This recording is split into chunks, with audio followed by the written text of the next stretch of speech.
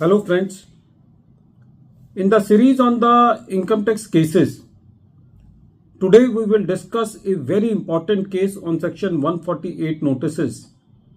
This case assumes a significance especially in those cases where the property which has been sold by the assessee is in joint ownership with some other assessee and the assessee's share in the sale consideration becomes less than rupees 50 lakh and the notice issued to the assessee under section 148 is beyond 3 years and the basis of issuing the notice is income escaping assessment on the reason that since the assessee has sold the property and assessee has not shown that sale consideration into return of income.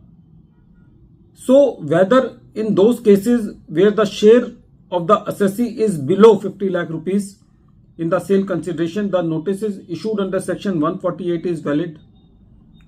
This issue has been taken by Honorable Karnataka High Court in the case of Parmila Mahadev, Tadkase versus Income Tax Officer and others, and this case is reported in 468 ITR at page number 275 and the date of the judgment is 7th December 2023. The facts of the case are very interesting. The case relates to the assessment year 16-17.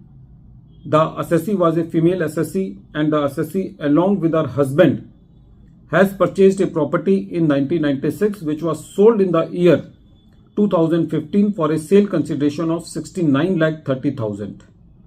One more interesting fact in this case was that the husband of the assessee was not having the PAN number.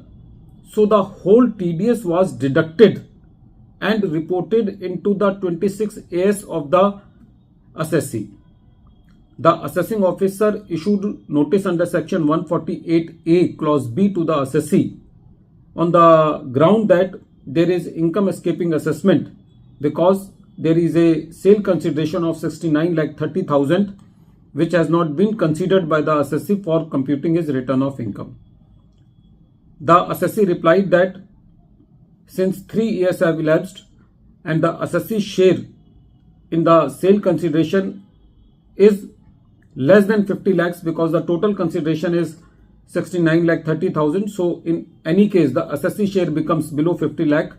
So this notice is time barred.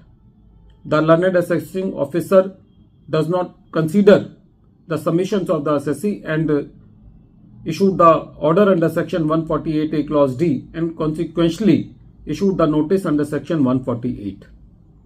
The assessee challenged this notice in the writ court when this matter was heard by the Karnataka High Court. The Karnataka High Court was of the considered view that in the present case, even if it is assumed that the assessee would have received sale consideration, it could not be more than 50% and income could be alleged to have escaped the assessment would be below rupees 50 lakhs.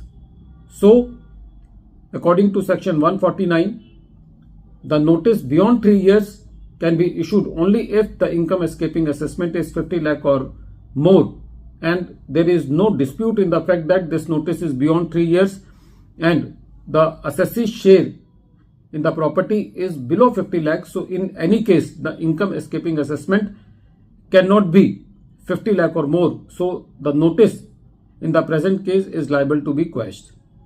Friends, this case is very important because the revenue has issued the notices to various persons or the various assessees where they have sold the property.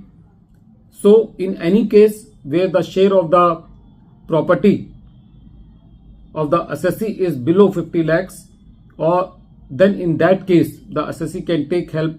This case we have also made videos on the same issue in 1 or 2 cases also. So because sometimes it happens that the same issue is being decided by various high courts. So whatever the jurisdiction is falling of the assessee, they can help of this case. At the end of this video, once again I am repeating the name of the case. The name of the case is Pramila Mahadev Tadkase versus Income Tax Officer and others, and this case has been reported in 468 ITR at page number 275 and the matter has been decided by Karnataka High Court, and the date of the judgment is 7th December 2023. Thank you, friends.